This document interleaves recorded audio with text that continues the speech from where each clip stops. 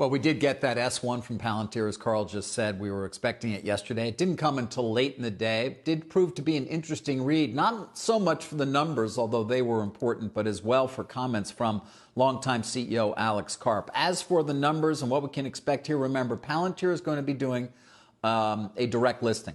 So it's not going to be raising any new equity for the company, which has been able to raise money for many years in the private market and has about $1.5 billion already in cash on its balance sheet. There's a look at some of the numbers as well in terms of the net loss last year, revenues, and you can see overall the first half of this year, 49% was the top line growth rate, guys, 481 million. You can see that number right there. And they are saying as well in the first half of 2020, the net loss decreased to $164 million. They also say they made money when you exclude stock-based compensation, but we prefer not to exclude that given it's something that they've been doing for quite some time and probably will continue to. There is going to be a lockup of some sort on a certain percentage of these shares. Don't have a lot more detail on that, but it is worth keeping an eye on because it would make it somewhat unique in that sense. And then there's the question of exactly what the float's going to be. I'm hearing it could be as much as a $4 billion float, $15 to $20 billion value. You're talking about almost $1 billion in revenues. But guys, what got people's attention is, again, Alex Karp's comments in a letter about Silicon Valley, where they have been for a long time, but where they are moving from. Here's what he had to say. The engineering elite of Silicon Valley may know more than most about building software, but they do not know more about how society should be organized or what justice requires. Our company was founded in Silicon Valley, but we seem to share fewer and fewer of the technology sector's values and commitments.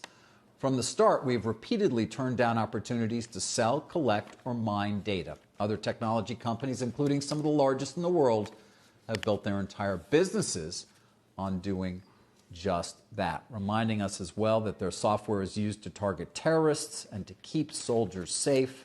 And he went on to say, if we're going to ask someone to put themselves in harm's way, we believe we have a duty to give them what they need to do their job. Government work, Jim, has been an important component of this company's business for quite some time, but they are trying to make a larger and larger commitment to the commercial sector with their Foundry Works product to help companies use data as well. But again, not in the way that he says, didn't name names, but I think we know who he's talking about. Well, look, they don't like the advertising model, which I think is correct. I don't know what is in their new product. I think that there is something to be said, and a lot of these companies keep saying it, about the idea that your personal data should be your personal data. But I also say that everybody comes to the nuisance. I mean, it's not like I never understood the idea that, well, you came to Facebook in order to blast out your personality or Instagram in order to be able to sell things. But you know what? You want privacy?